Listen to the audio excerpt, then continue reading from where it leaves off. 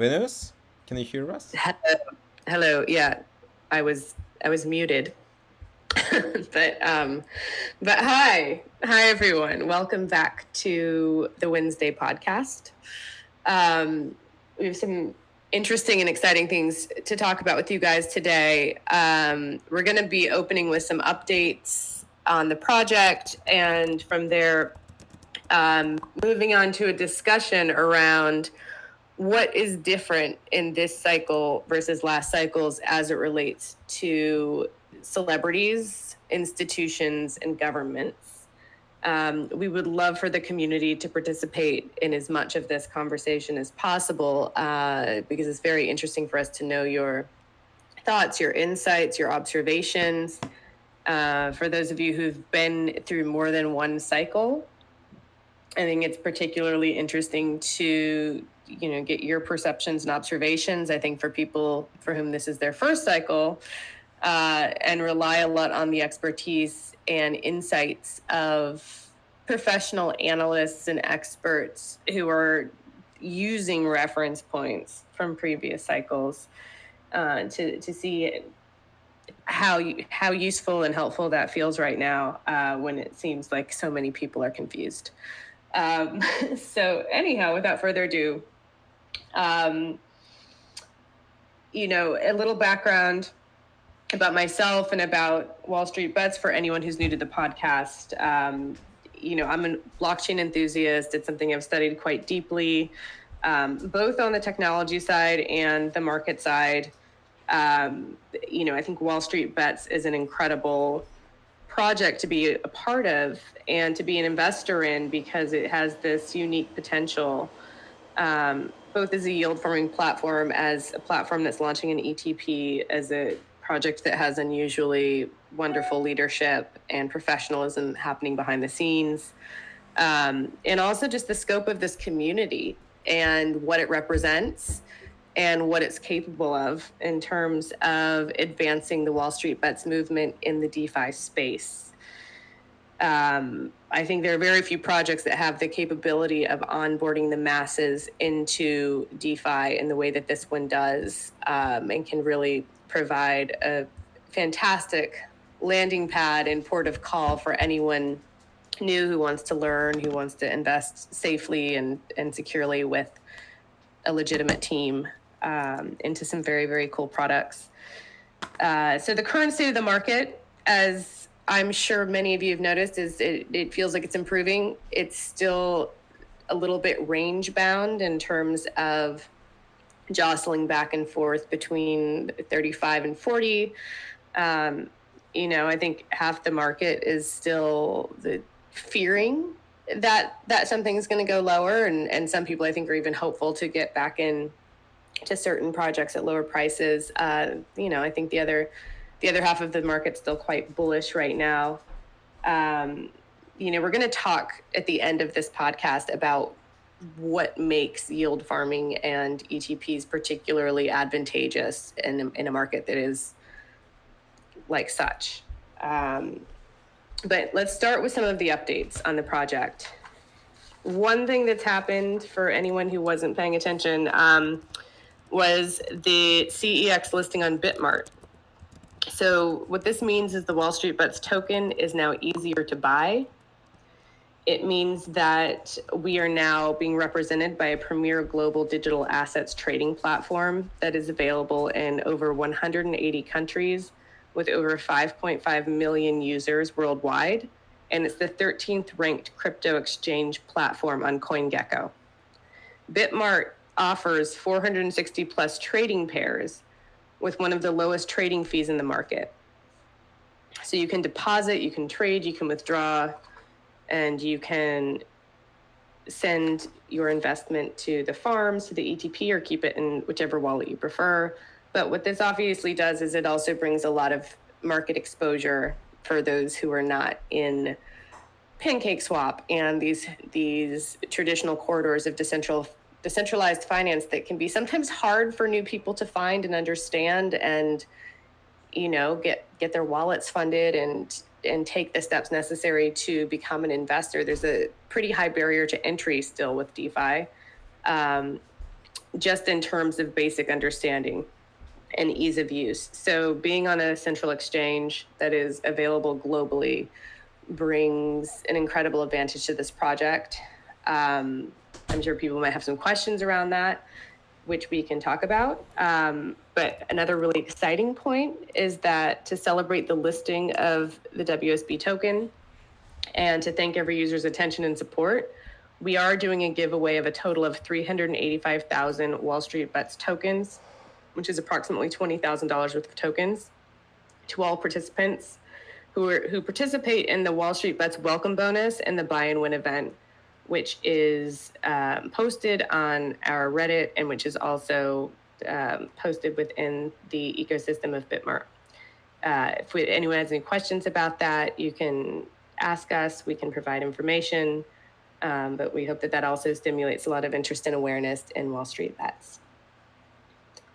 The Bitmart exchange, for anyone who's unfamiliar with it, was founded and is run by a man named Sheldon Zia, who has a 90% rating on Owler, which basically ranks the credibility of various exchanges and their ownership, and is, for anyone who hasn't used it, a very well regarded and transparent crypto entrepreneur. So it feels nice to be in good hands. It feels nice to have a strong partnership with a platform that is very legitimate, very transparent, very user-friendly.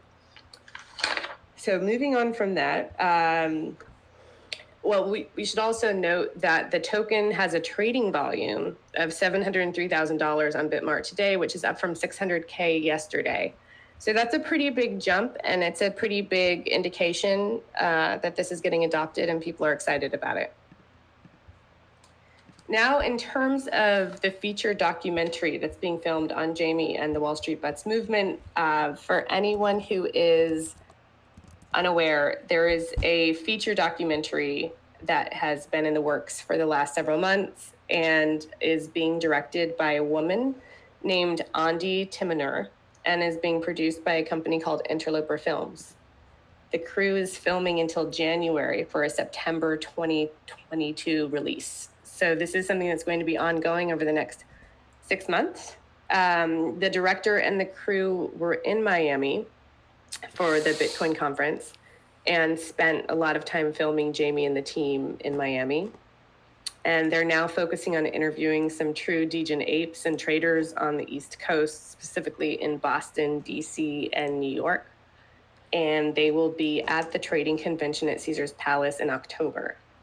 So as they continue booking interviews, they will be looking into our community for interesting figures who embody the essence of the Wall Street Bets movement, who are actively engaged in our community, and who they think really can represent and embody the spirit of what it is we're trying to achieve. So one or two of you may make the final cut of this film, which is very exciting. But again, I would encourage everyone to just, be present, be active, be visible, and be engaged. And, I think we're going to probably, the leadership team will be making some recommendations based on observation. But as a true documentary team, they're also just going to be straight looking into the community to see who pops out to them. We have a few things to consider when it comes to the price action of this token. I think, everyone understands the bigger picture here and the long-term vision. But every once in a while, people want to check in about the price. One question that's come up quite a bit is what happens when you start out in DeFi and you end up on an exchange and you suddenly have these two different marketplaces that people are buying from? How does that impact the token price? Generally, the first thing that happens is something called arbitrage, which means that the very savvy people realize that there might be some price discrepancies between the two platforms, and they will start moving their trades back and forth between the two until the price finds equilibrium. And from there, it tends to find a floor and, with success, will begin to trend upwards. But I think there's sometimes a misconception that listing on a CEX always inevitably spikes the price immediately, which isn't always the case. Sometimes it goes down before it goes up. Sometimes it trades sideways for a while. But ultimately, in the big picture, it's generally considered a very good thing when you've built up the base that Wall Street Bets token has built up and have the promotional exposure that Wall Street Bets token has. So again, at the end, we can discuss more. Any questions people have about what the exchange listing means for this community and what it means for this project on the whole. But we're now going to enter the subject of why this market cycle is different. And we want to invite the community to participate in this dialogue. And I'm going to bring Meow Meow on with me to also add his thoughts and observations to the subject. Well, I'm here listening to you, hypnotized by your voice, I guess. Wonderful. So as we said, so a lot of people here have been through multiple market cycles in crypto, which have provided something of a template of what to expect and how you sort of read the tea leaves when there are movements in the market. A lot of top crypto analysts look to previous cycles for these reference points. And this is also how they came to be experts, by sort of living through it as opposed to just guessing at it. But for a lot of us, this is the first cycle. And you've heard about Bitcoin dominance, you've heard about alt season, you've heard about the death cross, you've heard about a looming bear market. And it seems like sometimes even the most seasoned investors and analysts are operating from a state of confusion right now, as Bitcoin's been range bound, as many are throwing their hands up saying, I actually don't know if we're in a bull market or a bear market. I don't know if we're going gangbusters, if we're going bust. You know, and as we said at the top of the show, this cycle is different from previous cycles. You know, crypto is edging closer and closer to mainstream adoption. We've seen an influx just in the last 6 months alone of institutions, governments, and the ultimate influencers, which are celebrities, entering the market. And this can be the reason that it's both good and bad for the landscape, and largely why it's creating so much confusion. But in any case, it definitely adds a whole new dimension that wasn't there before. So since last week, when we spoke about the adoption of El Salvador and Bitcoin, the market began a recovery after that news. A bill was passed saying Bitcoin would be a national currency and thus a legal tender.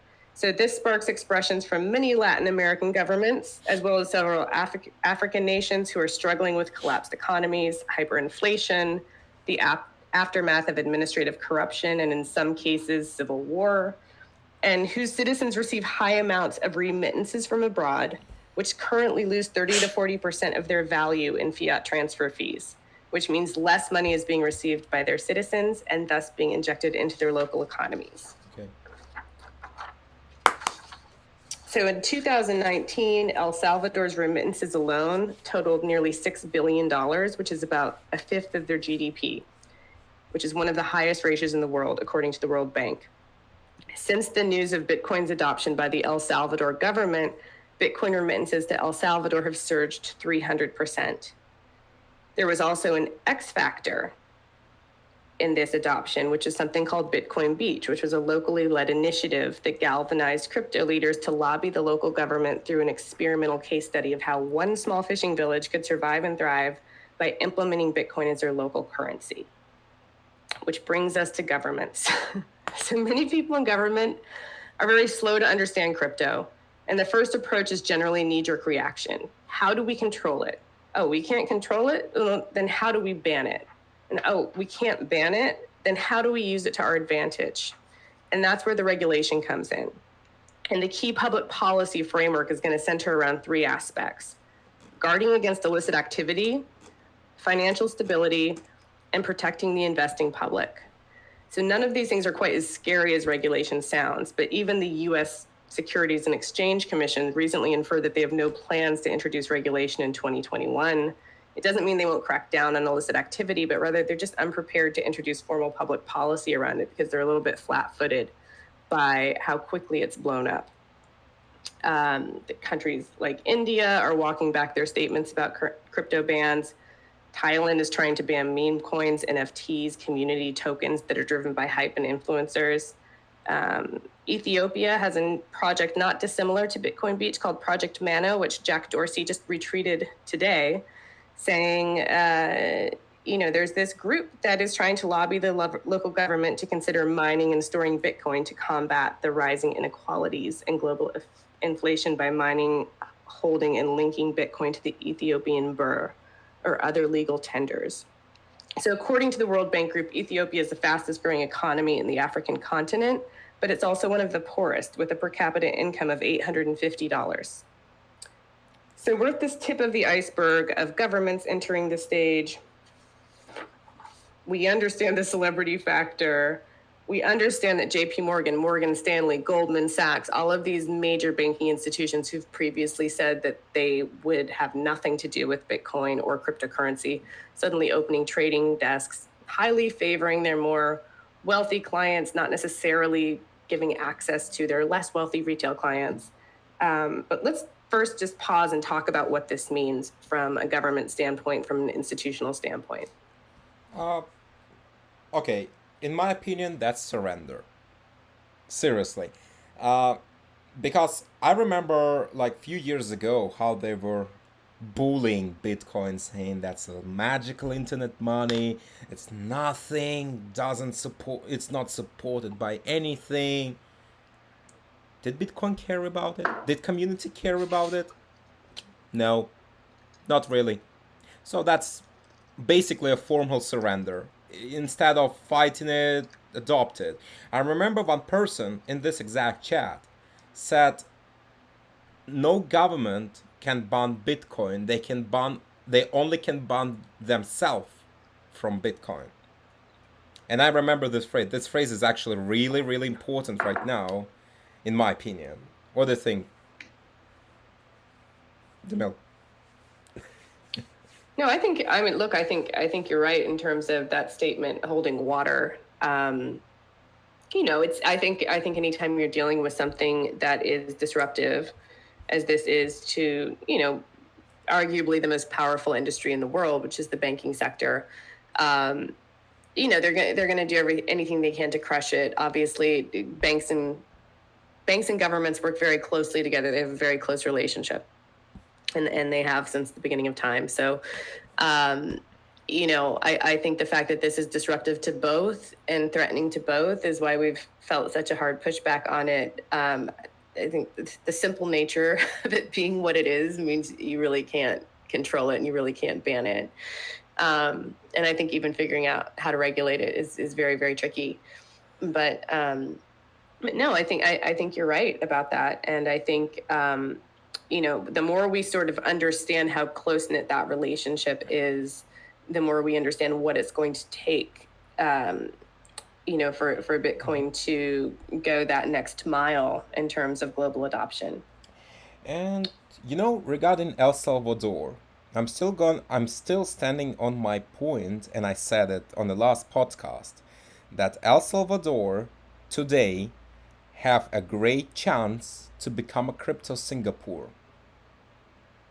And I'm still at this point, I'm still supporting this point, I'm still hoping it will become a crypto Singapore. Because someone had to do it, and thinking of that, Singapore is on one side of the world, so from geographical perspective, having another one on America's continent would be also great.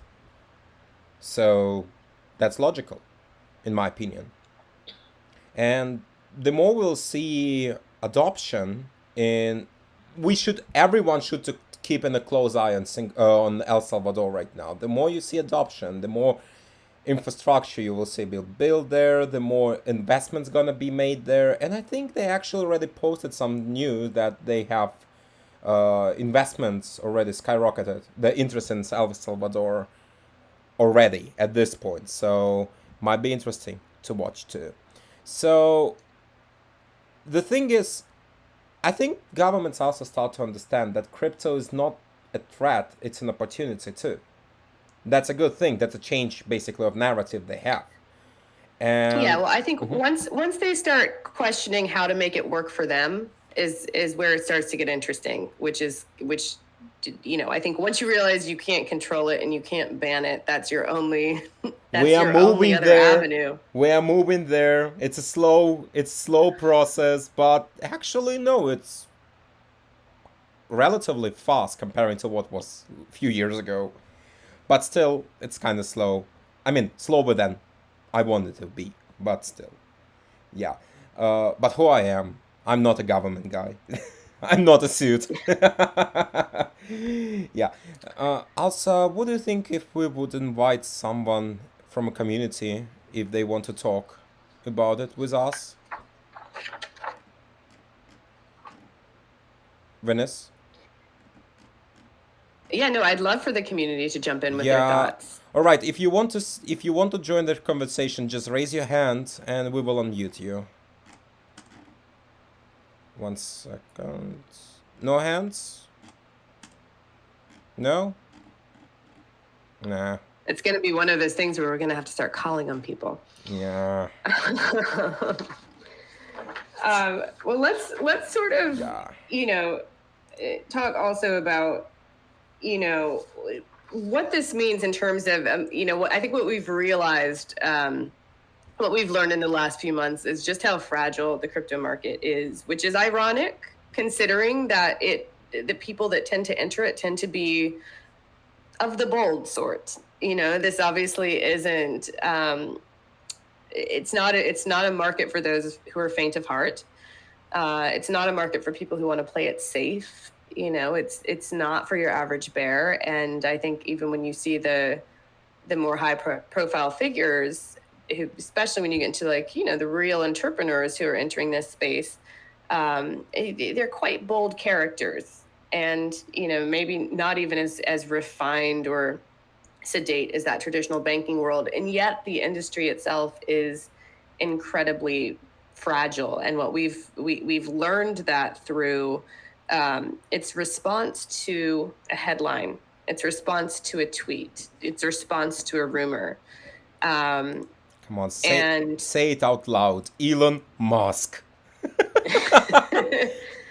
Well, look, I think we can all now with perspective trace back, the last 4 weeks of our lives to one moment that seemed, increasingly like a real tipping point, for sure. But I think also, something as simple as China saying it's going to ban Bitcoin miners then further drops the market.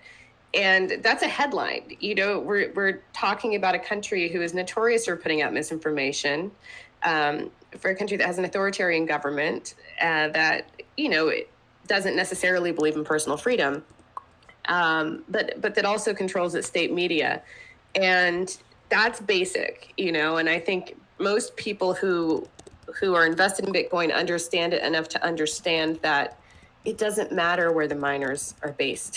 It really doesn't matter. That's what makes it decentralized. And the fact that so many of them are in China is not a good thing. So it's a better thing for Bitcoin if those miners start to move around the world more, if that gets more evenly distributed.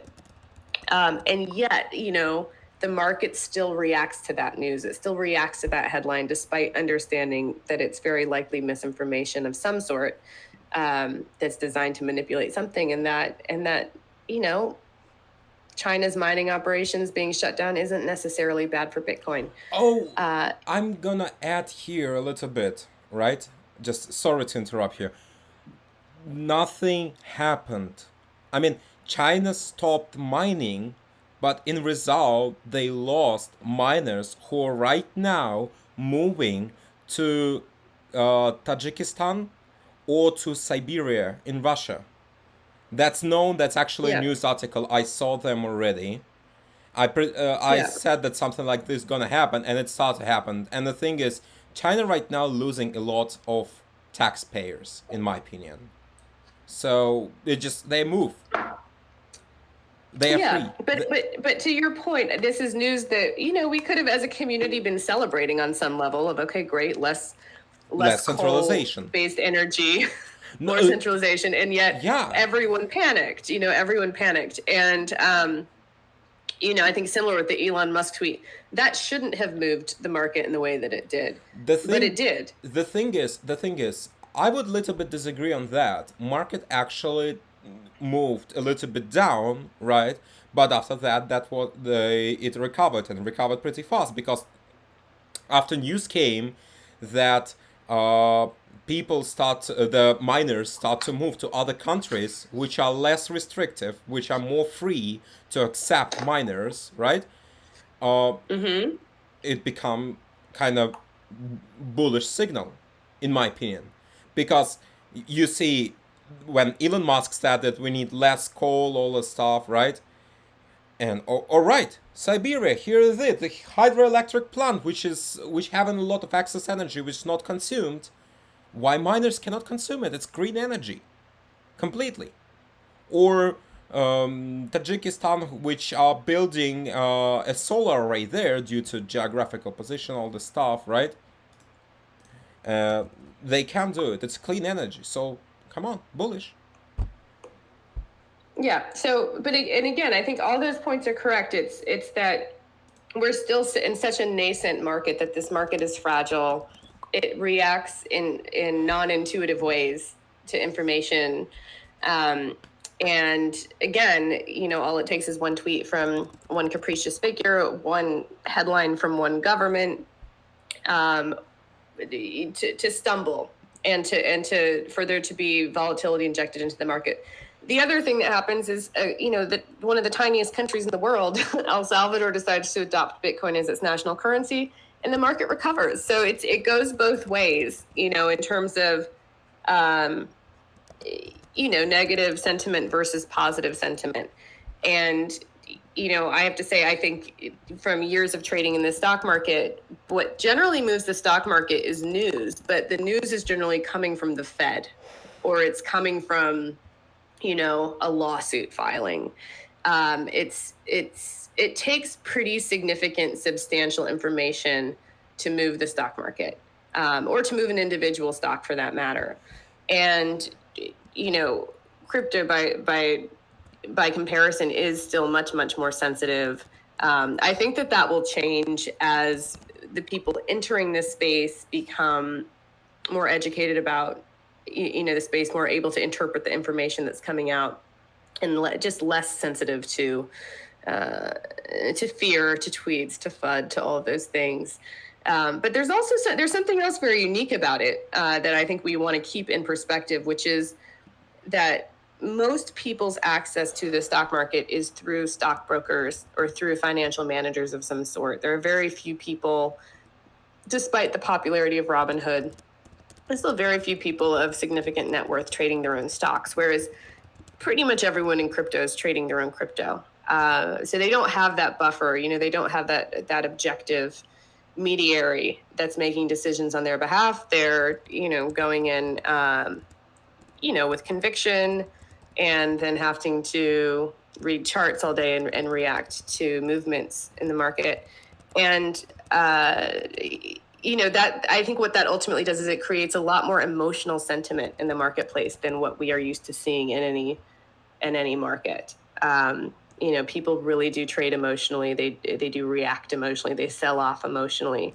And I think that that's something that we should all be mindful of and able to track. That, you see a headline come out of China, maybe in your opinion, it's not a big deal, but you have to still appreciate the part where the market's going to think it's a big deal and the market's going to sell off, to sort of anticipate what comes next. It's not to say you need to do the same. It's to say, it doesn't have to be a roller coaster if you kind of take a step back and anticipate how sensitive the market is and anticipate what's going to happen next.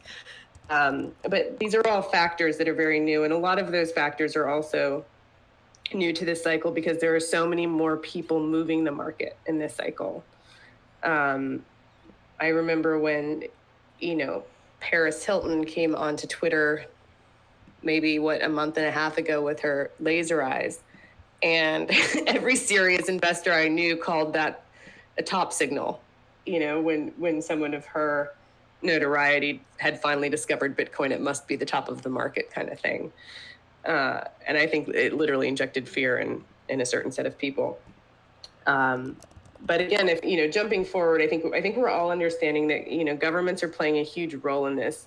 It's a globally traded medium and it's out of their hands. And as they start to realize that people are building real wealth from crypto, they're starting to get concerned about what part of that's not going back to them, what that's pulling out of their own economy, and are reacting to it without necessarily having a plan. We understand that this is becoming a much more attractive asset for institutional investors who are entering the fray with significantly greater skills than most of us have in terms of trading, and a lot more wealth, and an ability to influence the market in ways that we can't. And so we need to understand that factor is there. It's present among us, when you get these really sophisticated, some of them are just old-fashioned Wall Street guys, but some of them are, corporate raiders and mergers and acquisitions guys, and are pretty emotionless about their trades. So this is, obviously creating a whole new factor of really big investors who want to buy low and sell high, and they want to do it over and over and over again. And to just be mindful that that's there. But third in this equation that is also very, very new to the landscape is celebrities, which are, it's a really, really funny thing where, I think on the one hand, it gets exciting if someone that you admire has joined your tribe and is helping to normalize and popularize crypto to the world and help it edge towards mainstream adoption and pull it out of the shadows a bit. But some of those people are just, the Paris Hiltons and the Tom Bradys. No one from Bitcoin is paying them to put laser eyes on their face. They're just, signaling that they've crossed over. On the other side of that, you got, Soulja Boy and Kim Kardashian and celebrities who, regardless of their ilk, are being paid to shill specific tokens to people that probably don't understand what they're shilling. And this is another factor that wasn't there before, where I think it was just yesterday or this morning that Kim Kardashian did a Twitter post that said paid ad for not Ethereum, but a token that sounds a lot like it. And, this is someone who gets paid, I think, $500,000 per post. She has 5.5 million followers, and most of those followers are not going to be incredibly crypto savvy. And so I think that there's also the interesting question of what do we think this introduces to the market when you have celebrities that are getting paid to promote token projects that they may or may not understand themselves, who their followers probably definitely don't understand, where there's inevitably going to be some kind of a pump on that token. How influenced are you guys by celebrity posts? I think especially when you start to get more into the sort of like Gijin land, you see a lot of these projects are saying, Logan Paul is going to tweet about this, or Lana Del Rey is going to tweet about this project, and people start putting more and more money in, and inevitably those people don't ever tweet about anything. I think, so yeah, I'd love to get a sense of how you guys perceive celebrity influence in this space. well, I'm gonna surprise people that I don't have any of them, or any of these celebrities in my Twitter feed, nor my Instagram feed. The reason why I don't have both. You cannot be tricked by influencer if you don't have access to their social page. Modern problems require modern solution. But for real, we want to take someone from community here. Do anyone want to talk about that? Raise your hands. Well, I see Floppy Drive is back, and he's always got good questions. Yeah, totally. Floppy, you with us?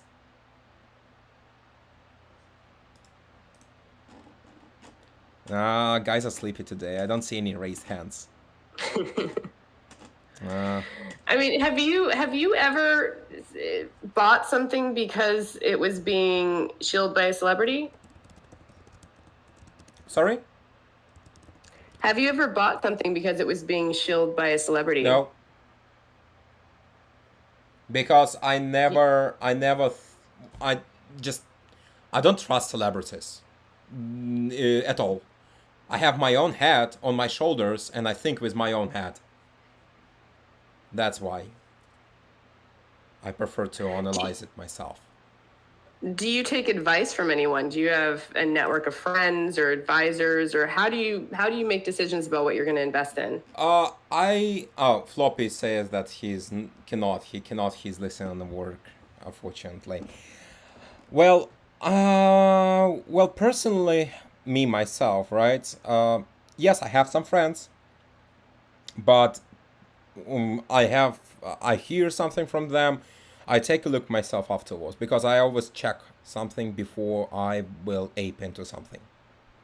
Mm-hmm. You And do your own research. yes, always doing my own research, and I'm actually encouraging from day zero of this community in Telegram. People should to do their own research. Just don't blindly ape to Mm. something. That's the way how you lose money. Mm. Schiller actually a job for a reason, and Yeah. that's kind of dangerous if people don't understand what shilling is and just blindly go for somewhere. Like, if everyone just don't go to the logic, if everyone talk about something, that means that it's something interesting and you should to ape into something, right? Think with your own head. You have it for a reason. Even if you and you here and you into crypto world completely, it's actually a very good thing to start to do your own research as early as possible, in my opinion. Mm. And now, so here's a question that I find myself asking a lot because my friends within crypto they're really divided amongst different subsets and subcultures within crypto. I have friends who are they're so devout technologically that they will only invest in token projects that have such an extraordinary use case, such an extraordinary, sort of like set of fundamentals that they will literally say, no, I will not buy ADA, even if I know ADA is going up 400% this year. I will not buy it because I do not believe in what it is technologically.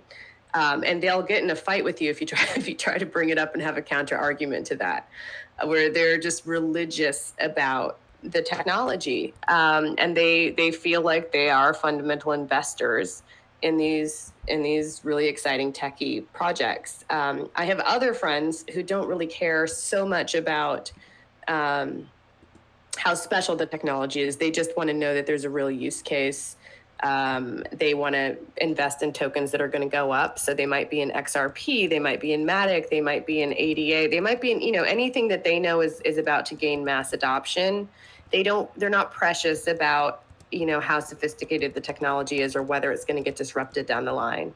And then I have, the third subset, which are friends who are perfectly bright, brilliant, very vested in Bitcoin and Ethereum and maybe a few other tokens, but they're focusing most of their time on the shitcoin trade because it's where they feel they have the most opportunity in terms of really, really fast gains that they can, flip back into Bitcoin and Ethereum.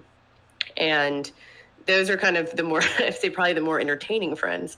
But they, it's crazy to hear the stories of, how many rug pulls they end up in a week, despite their expertise at this. How many honeypots they stumble into, how many scams they fall into. And they're kind of relying on that one or two hits a week to recover their losses from the other projects. But they're just looking for ways to earn 5 figures a week that they can throw into Bitcoin and Ethereum. And those are the ones where I'm shocked sometimes at what they fall for in terms of the promise of who's about to tweet or post or, somehow influence the project that they're in. And 90% of the time, those people don't materialize. Have you had that experience? Like, have you witnessed that in terms of these different subcultures and subsets and sort of like genres of token traders? What I know what you're talking about. The thing is, these different subcultures are just like info bubble. They don't want to go different way. I'm trying to stay neutral on everything, so this is why I cannot think of myself as a part of any subculture, because again, you're analyzing stuff. Because I used to be I used to be part of people who rejecting Ethereum for a long time because I didn't. Really? Why? Yes, I was a classical miner. I started as a classical miner. I even had an ASIC at home, and for me, like Ethereum was something. This fancy schmancy smart contracts, only proof of work. You know, you know what I mean, right? Uh, and Mm-hmm. only recently I broke this bubble, understood how much I've lost, how much I have ignored because of my, I can say it was stupidity, right? This is why Mm-hmm. I'm thinking that every type of such bubble is not good at all. So Right. try to break this bubble, informational bubble, right? Try to absorb as many information as possible and make your brain work, analyzing what is good and what is bad. That's like stay neutral. That's what I'm trying to say. Right. But for anyone that's Yeah, actually, I mean, we're obviously not here to advise anyone to trade in shitcoins, but how does one even do their own research on that? How does when you I don't ask understand. people to start looking at well, I'm saying someone's new to crypto, the first thing they get turned on to is something that Soulja Boy tweeted about, and we're saying, well, do your own research. How can you do your own research on a project like that? You can't. You know, You can't. they're going It's to end up on a web page that has a white paper that's and a roadmap that's proposing all of these things to come, but that we know is going to live and die in 3 days. the problem is, And and in a good and okay, it dies in a few days in the best case scenario, right? Worst, what could happen is a rock pool, and it happens a lot during this, especially during bear markets.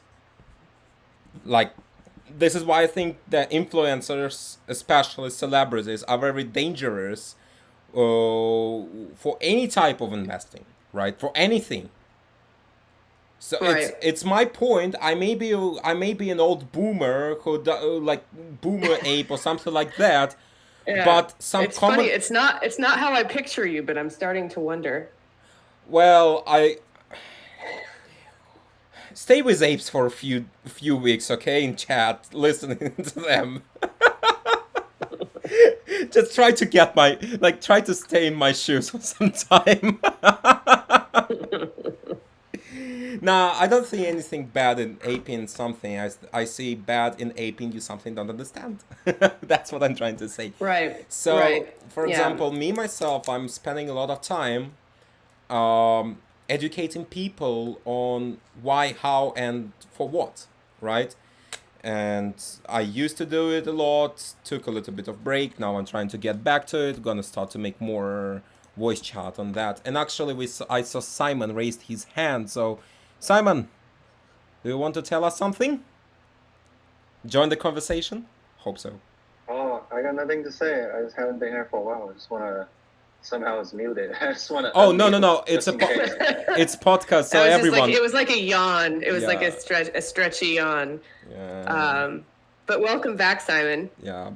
Everyone are Thank muted you. right now. If they like, if you want to say add something, join the conversation. Just raise your hand. We're Yeah. gonna plug you in. But I'd love to hear from Oh, Simon. floppy. Where have you been, and what have these last few weeks been like for you? Oh, where I've been, learning some other stuff that's going on, and maybe get more into real estate and stuff like that.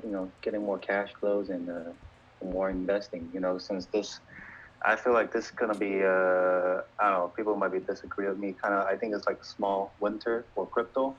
Even Yeah. with the stocks is going down with the inflation rate going. I mean, not inflation. The interest rate gonna be raised. I think it'll take a while for a recover, but I think we're okay. And I was just hanging there and trying to get some information, see the chat open, and wondering what's going on right now. That's all. Yeah, well, that's what we're here to talk about. It's nice to have you back.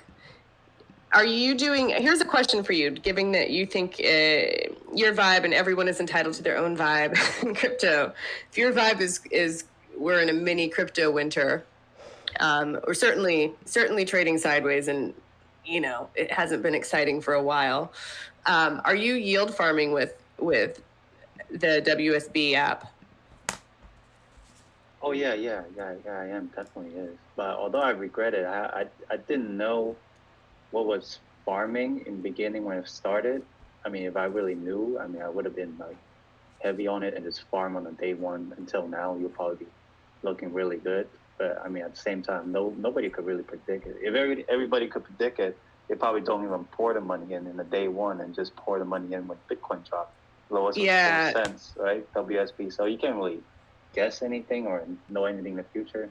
But yeah, I I mean, it's good. I think you make a good point. Sometimes I think people who've been in, so the team on this has been in blockchain for a long time, and I think, expected maybe people were super familiar with farming, and so many people aren't. I didn't know much about farming 6 months ago, and it's there's a great piece actually, Simon, that I'm going to have Meow Meow send to you, that Mark Cuban just did an op-ed 2 or 3 days ago, and it's all about yield farming and how this is one of the best products that DeFi has to offer. But he actually kind of breaks down how it works and why it exists and demystifies it, because I've had so many friends ask me, but where does the money come from? Like, how do they just give you all that money? And I haven't been terribly articulate about it in the past when I try to explain it to someone who doesn't know crypto at all. And this article breaks it down perfectly and gives you like such deep confidence in the value of it, that I think it's good to hear that you got into it. I think it's also an interesting thing that I want to sort of keep front of mind for everyone in the community, which is, we have this product. Some people are doing it without understanding it. Some people know exactly what it is and they love it. And some people are learning as they go. But when it comes to a downturn in the crypto market, whether it's this mini winter that Simon's referring to that we're sort of in now, or whether it's an actual bear market, which, we're hoping doesn't come tomorrow, farming is actually one of the best things you can do during that time. It's a way to continue to earn yield on your assets, as opposed to just leaving them sitting in a wallet that's losing value every day. So a lot of very, very savvy DeFi people use yield farming as their sort of hub and their home during downturns in the market, when it's hard to trade, when it's hard to make a buck anywhere. And I think it's sort of, I'm sure that they did not design Wall Street Bets app for a bear market, but it's weirdly perfectly appropriate for it in terms of certainly where I would park my money during a downturn, and where I'm grateful to sort of have it parked in a trusted place. Thing is, we actually planned a lot of stuff with team, and the team did a great job of future planning and stuff. So yield farming is something pretty damn great, and that's like, I always like, some people actually make comparison to the bank, and in the same comparison say, what bank allows you like API of APY of 80% on staking minimum? Yeah. Like, Yeah. and this is like, some people getting skeptical about it, and I'm gonna to stop them because this is industry standard right now. Well, there's nothing. I mean, the thing is, there's really nothing to be skeptical about. Yeah. I had to explain this to a few people. I mean, generally, the first two questions people ask me when we have a conversation about crypto, if they're not in it, the first one, well, isn't it a thing for criminals? Isn't there just going to be more criminals That's a moving myth. more things? That's a myth. Which is a very easy thing to debunk. Sometimes the energy conversation comes up, also a very easy thing to debunk, but more it's when you start to try to describe these products in DeFi. People say, well, is it a Ponzi scheme? What is that? How can that possibly work if it's not that? And that's where I find it, when you realize that that's the bias that someone is coming to you with, it's, how do I dismantle that bias without sounding like a complete charlatan? Like, how do I help them to understand that, no, this is super real, super legitimate.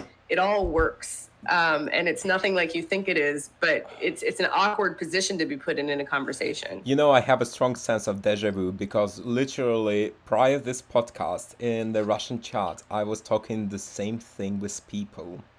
one to one, and I have a strong sense of deja vu right now. But since my mind is still fresh, right, I just want to remind everyone that the crypto and fiat are still currency based on trust, and everything is based on trust, right? Because every market is a zero trust environment, in my opinion, and you need to have this trustful medium. And like in traditional markets, the US dollar or euro or whatever major currency exists because people trust in it. Same with crypto, because like why Bitcoin is so huge right now, because people trust it, and actually in result they trust it more since everything's transparent, everyone can take a look at the source code, everything is crystal clear, and in zero trust environment, that's actually cost a lot. So I mean, I'm trying to take aside that Bitcoin has a lot of industry behind it. When I'm not talking about chip manufacturers, I'm not talking about data centers. No, I'm putting this aside. I'm just trying to get to the fundamental of any currency, and it's trust, in my opinion. And in my Yeah. opinion, yeah. Well, one of the things that gets discussed in this article that I think we should share with everyone, because it's just, I mean, I found it to be super useful, is, he talks a lot about Aave and how Aave is, there's literally no one, it's like a bank that no one's running. And, talks about what the standard overhead of a banking operation of that size would be.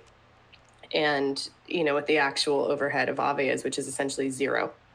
And he uses a few great examples in terms of, DEX swaps, DeFi applications that function as banks, and then also yield farming. But there's one, let me just read this quickly, because this is like one of the excerpts that really stood out to me, which is Mark Cuban saying, in the crypto DeFi world, organizations don't require near as much capital to start and operate. Rather than raising money in a traditional sense, they can sell tokens to raise capital, and they can reward liquidity providers instead of having to raise liquidity for financial transactions. They can reward stakers who support validators. They can operate in a blockchain where most of the CapEx infrastructure and much of the critical security is provided by miners or validators. They can build communities that replace layers and layers of bureaucracy. And what I'm about to say is what makes the crypto world so dramatically different, and why it's a model for future technology businesses and possibly all businesses.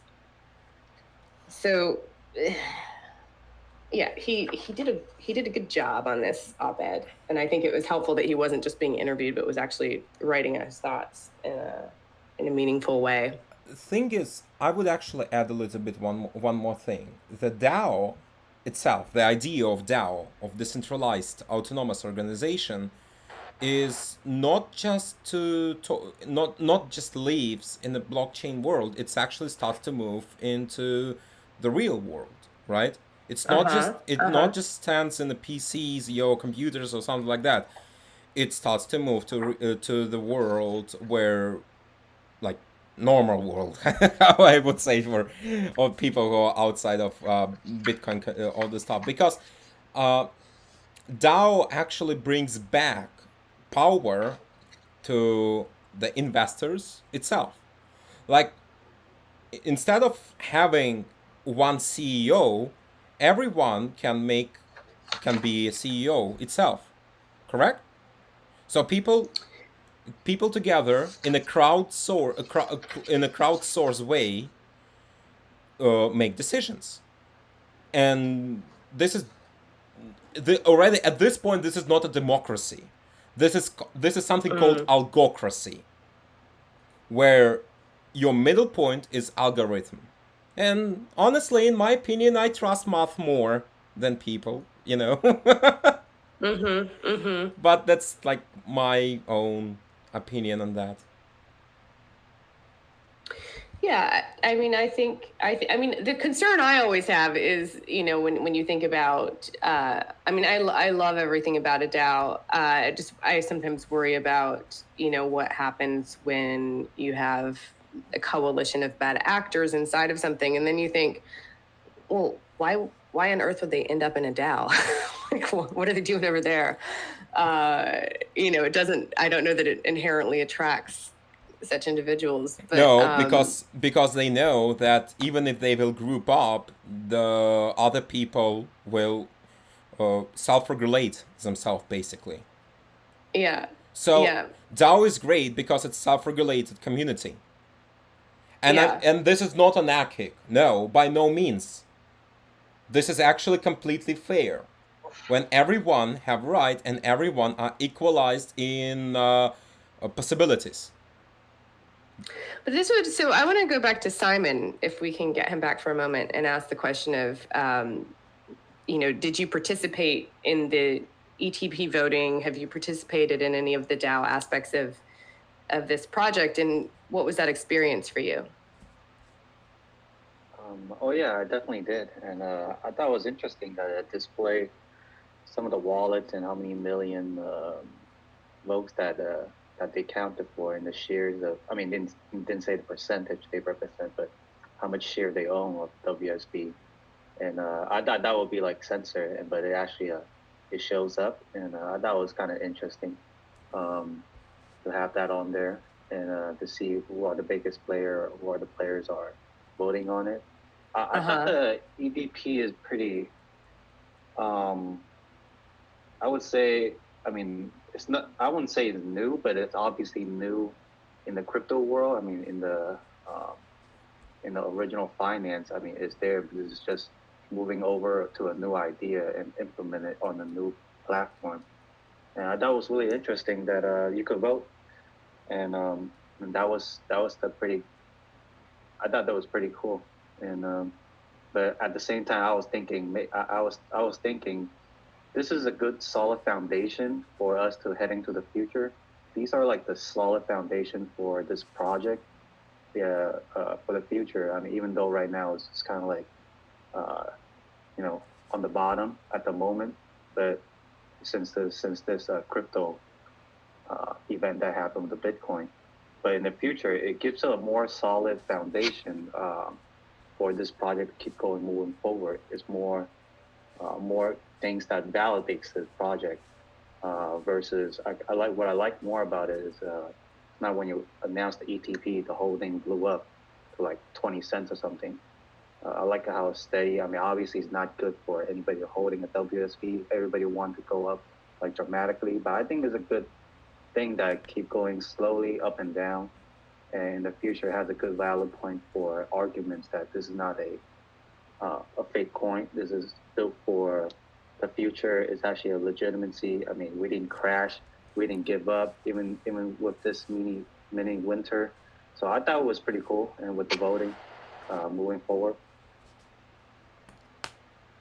That's wonderfully said. I'm happy to hear Bullish. that insight. That's bullish. Yeah. No, I mean, it's interesting because I think, often when people first invest in something, they do want it to kind of go right up, and there can be a disappointment when that's not the journey, but then there's almost this relief that that's not the journey and that they're not on the wrong side of what that might have been, and that they're happy about the investment that they made, even if they didn't enter it understanding that it was going to be something long term. And I think, I mean, the cool thing about this project is it's been so non-volatile that it's also given people a lot of opportunities to buy in at a lesser rate than what they might have originally entered at during the launch, and provides a lot of opportunities to actually get more exposure and earn with your holdings, which is cool. But I think I think that, as he said, like the DAO, it's funny. I sometimes forget that like not everyone on this project, because there is a huge team behind this project, and we're all in a chat together. Very few of them, are at the front of it. So you don't necessarily know they're there, but I often have to remind myself that everyone's not hanging out in an office somewhere with some overhead and like parking spots, like a water cooler, like that it really, even when something like the ETP happens or the voting happens, that these are happening through smart contracts, that it's not like there's like, 30 people pulling switches in a room. And the fact that it's been built to work and built to last is a pretty cool learning experience. Right. I think that's true to a point. Because I've been here for a long time here and was in the back end and working on this. That's why I'm able to get that opinion. I think like 90% of people wouldn't have the same opinion as I do, seeing like going down or staying calm or like because I know like how hard you guys work and or what are some background. I have an idea and you guys actually here for the long term, not actually for short term. I think for most of the new investor, what they're missing is a sense of a community. What I see at the moment is, I think what we could do is maybe, I mean, just a suggestion. Like I remember back in the day, the voice chat was always open up. Somebody is on the voice chat, always answering questions or concerns a newcomer comes. That's my then fault. you're building up a community, and everybody start being involved. When people are getting involved in a project, they trust it more. It's the same thing as relationship.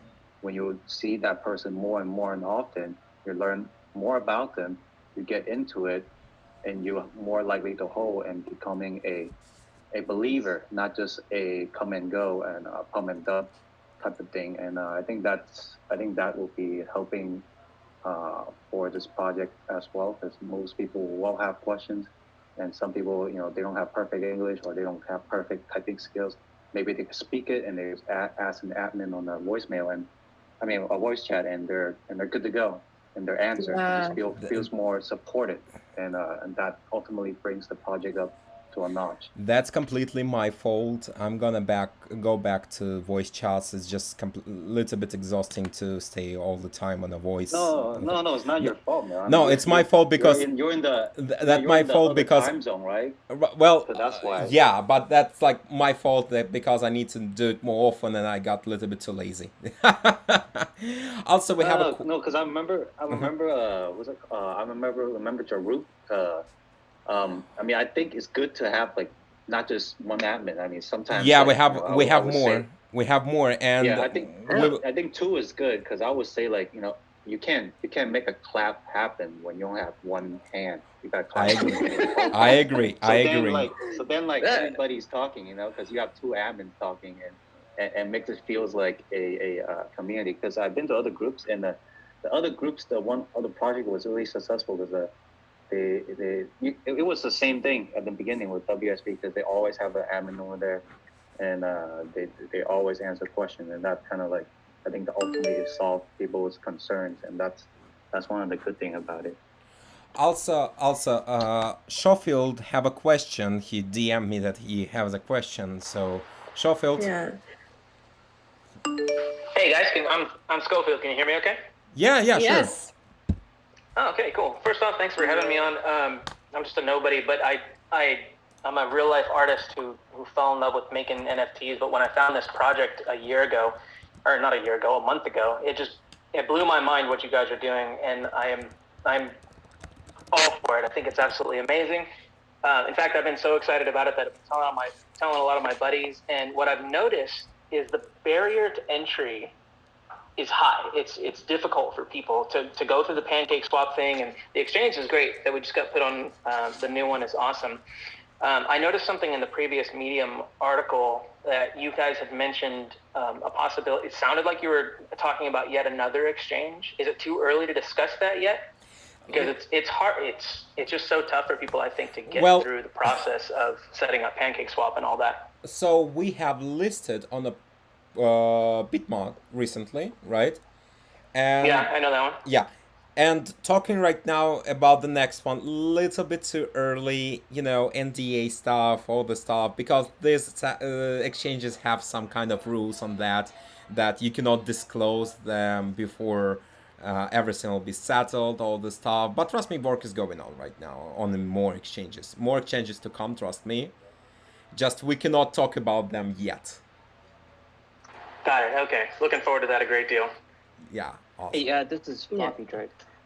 Just, Oh, Floppy Drive. Welcome back. Drive. Yay. Yeah, just for a second. Hey, I don't know if I'm hijacking it here, but I think Schofield made a good point with barrier to entry. I think that's one of the biggest things that should probably be not addressed, but maybe a focus for the ETPs themselves. As far as entering those, I'm hoping to see that the barrier to entry for those is extremely low. I think I've mentioned it in some of my posts on the forum, but I think that's going to be one of the biggest selling points for this, is to ensure that the barrier to entry is extremely low, allowing those who maybe don't have experience with crypto to be able to get in easily. Maybe again, the stable coins I know are going to be used, but transferring those between wallets is complicated and such. So hopefully that can be addressed. Good. Floppy, good thing you said about it, and the best thing you actually posted it, because we have. Hold on one second. Yeah. Let's just quickly get Schofield on that as well, because I think he was going to add to the thought. Yeah, so I've walked five people now through the process of buying just Wall Street WSBDapp. Because in my excitement of talking about it, even people who are really familiar with the crypto world and buddies of mine who have been here for two or 3 years. Oops, sorry, I just got a phone. I don't know if you can hear me. Okay, so my buddies who were on Coinbase and all that, they were really, really struggling just to figure out how to buy the DApp. And so I had to walk them through it. And so now they've got it figured out. But yeah, if we could just get it more streamlined and easier, and I think the answer is more exchanges. So I agree with Schofield. I think as far as the DAO or the WSB token, for me, the selling point for the ETPs will certainly be making that entry point, even lower, right? What would you recommend in that regard? I'm sorry? What would you recommend? Like, how would you envision the ideal scenario? I think I've mentioned some of this before to some DMs with BTC VIX, but for me, I'm not sure all the capabilities. I'm relatively new to crypto as of the last few months, but I know I've seen some API connections that you can make with Coinbase, and if there's a way that you can use some of those bigger, well-known such centralized exchanges and just make a quick connection to deposit into an ETP, I think that would be something that would be fascinating. As of right now, even Bitmart, it's a great addition to be sure, but you've got to go in there, set up an account and everything. And some people may not be willing to go through all that. Whereas with something like Coinbase, maybe Binance, some of the more well-known ones, they would be more apt to decide to give this more of a look if there's something that allows them to connect, transfer their stable coins easily without having to deal with some external wallets like Trust Wallet or MetaMask. Yeah, that's kind of my input. Like I said, I don't know the capabilities, but I'm hoping that we're able to do something like that. What I would say, just to temper expectations, is I don't know if there is sort of an alternative option in terms of an API that doesn't involve being formally listed on Coinbase. But I will say getting listed on Coinbase is usually a very long and expensive road. Same with Binance. You'll spend hundreds of thousands of dollars for those tier 1 listings, and you want to know that you have a certain amount of volume before you take that route, which is why so many list so late on those. But with Coinbase, my understanding is Coinbase is actually one of the hardest because it is compliant, which as is this project, but its level of government compliance means that they're just, extraordinarily rigorous in many regards about how they look at things. Then they go list something like Shiba. I don't get it. I don't get it, except for they want that volume. We don't talk about Shiba here, okay? I don't know. You can talk about it in a bad way, though. Funny. Yeah. And even MyCrypto.com has it too. Yeah, and I think what you see happening there at certain points when the same thing sort of happened with Dogecoin. You get this novelty meme coin showing up on these very legitimate exchanges, is that there's so much trading volume on those coins that they can't afford to not list them at a certain point, and it helps to expand their user base, to a slightly different demographic than what they're used to as well. So they have very strategic reasons for doing that. But it's certainly not the norm. And I've seen, a lot of discussion around all of the token projects that should have been listed before Shiba on Coinbase. And, just these incredible lists of incredible projects that have not yet been able to get listed on there. So that, there's been some blowback, but it's to say, I hear what you're saying. And I don't disagree that, I think it took me probably 4 weeks to get fully set up in from decided to buy to the day I actually was able to buy it. It was probably 4 weeks. It was arduous, and I happened to have the time on my hands, which most people don't have, to kind of, manage the frustration, deal with the waiting periods, to really learn it. And I think we have to assume that the average retail investor isn't going to have that level of patience or time. So I hear what you're saying, and I feel the same way, where I have friends that I'm like, I wish you could get in this, but I know you're not going to want to figure it out. I know you're not going to be able to deal with MetaMask and PancakeSwap and all of that. So, hopefully, Bitmart is a big step in the right direction with that. I think outside of, I think Coinbase and Binance, I'm not saying no, but it's obviously not up to me. And I just know what the sort of barriers to entry are to even get onto those exchanges. But I think what would be interesting from those of you who are like, on the front lines, looking at the ground game within your communities of friends who are interested, but maybe not willing to jump through 12 hoops to acquire something. What would be some alternatives, that maybe aren't Coinbase or Binance, but are,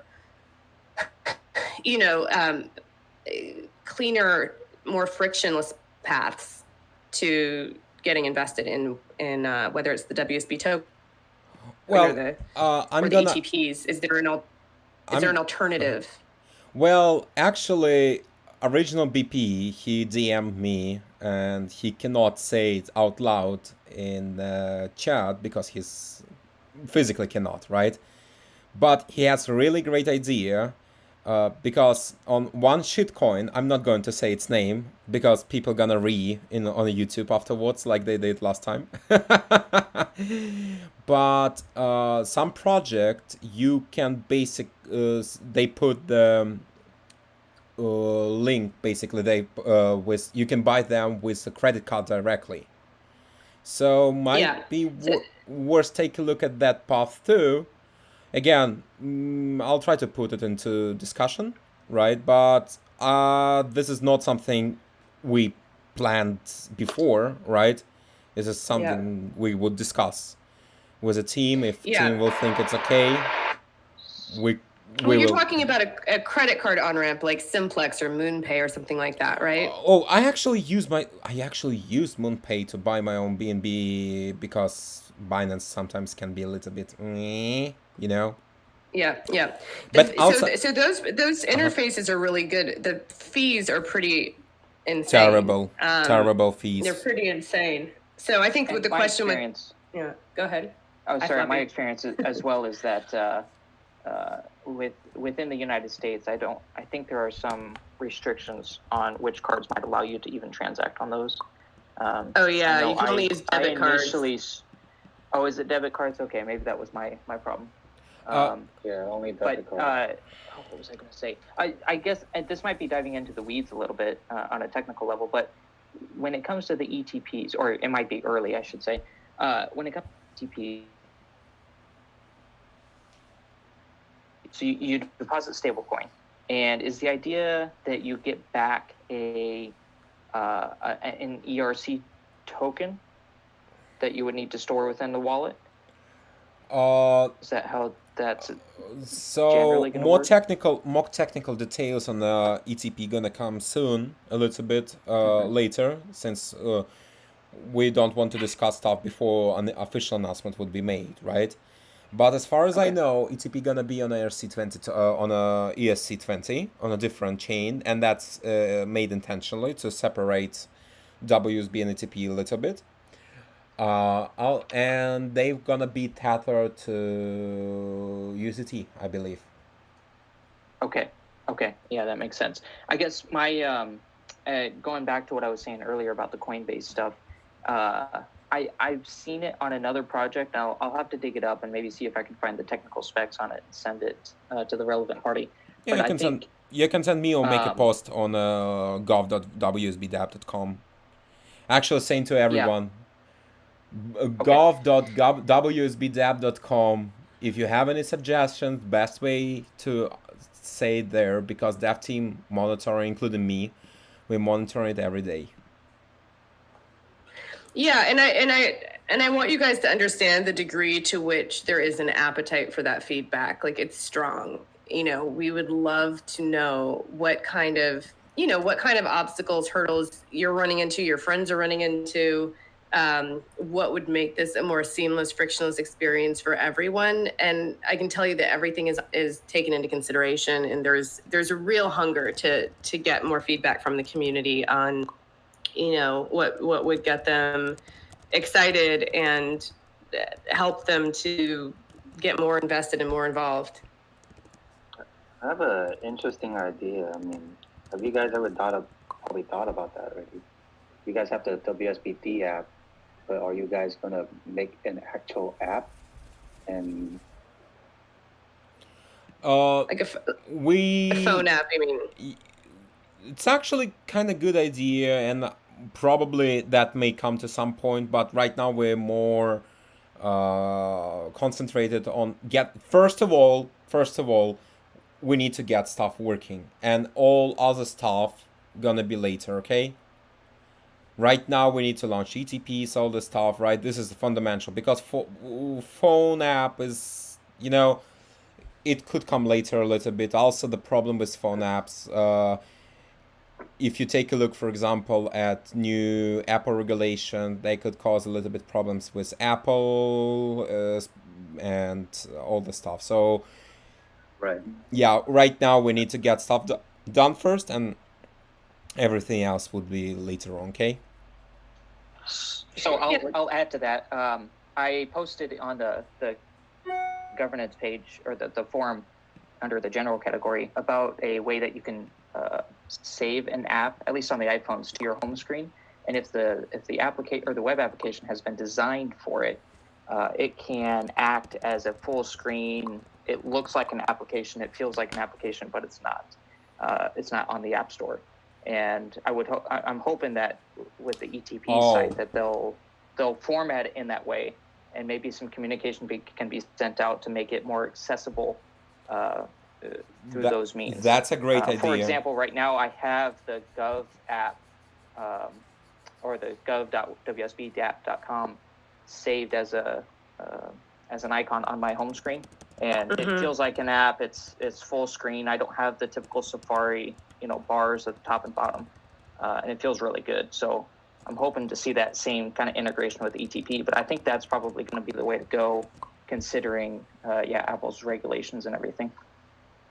Yeah, and it's also, I would say it's tricky because apps are almost non-existent in DeFi. It's sort of almost like everyone's jumped ahead and is leaving that model behind. But I think what's unique about this project is its actual core intention of integrating these two worlds and attracting people who might be actually very new to DeFi and very used to using apps and very comfortable with using apps. And I think, it speaks to the points you guys have made about these interfaces, PancakeSwap, et cetera, just being really confusing for a newcomer, sometimes enough that they just won't pass go. They won't collect $200, kind of difficult.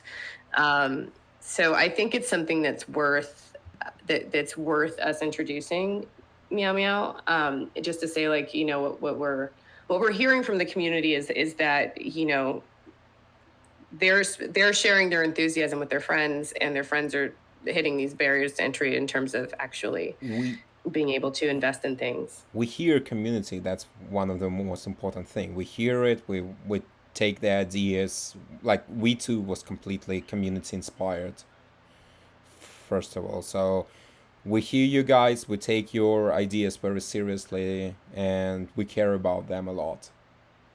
So I'll send to team to discuss it. Yeah, will have a I conversation think on that. I think it's just helpful to even know that people want to use things in a certain way, or Well, people want to spread we the word want in a to certain way. we want to increase accessibility and lower the entry level basically to bare minimum. So that's a good idea too. Yeah. Guys, we have to wrap this up for today. Unfortunately, we're just a little over time. But to everyone that came and listened, thank you. And we hope this was informative. We hope it was inspiring. We hope it was engaging. And to Simon and Schofield and Floppy Drive, thank you so much for participating in the conversation and for sharing your with us. Yeah, for sure. Happy to be here. Thanks. Thank you. Thank you. And if you guys Yeah. came in late, there was a YouTube of WSBDapp.com. You can find the link there. It's called WSBDapp TV. It's on YouTube. The podcast was completely recorded, and if you missed it, you can always listen it later. That's actually where I came from. I saw that live notification on YouTube. Oh, okay, and then I jump on Telegram. So it works. Yeah, but you gotta have people to subscribe it, So that's Oh how yeah, it pops don't up forget in to the subscribe. playlist. Don't forget to subscribe. Hit the bell. Click the like button. Help Algo. Help YouTube to find, to tell people about us, all the stuff, how the cool guys say, smash that like button. Yes. All right. We're now actually signing off because we're not very late. But thank you guys again, and we'll take everything on board, and we will see you next Wednesday. Okay, thank you.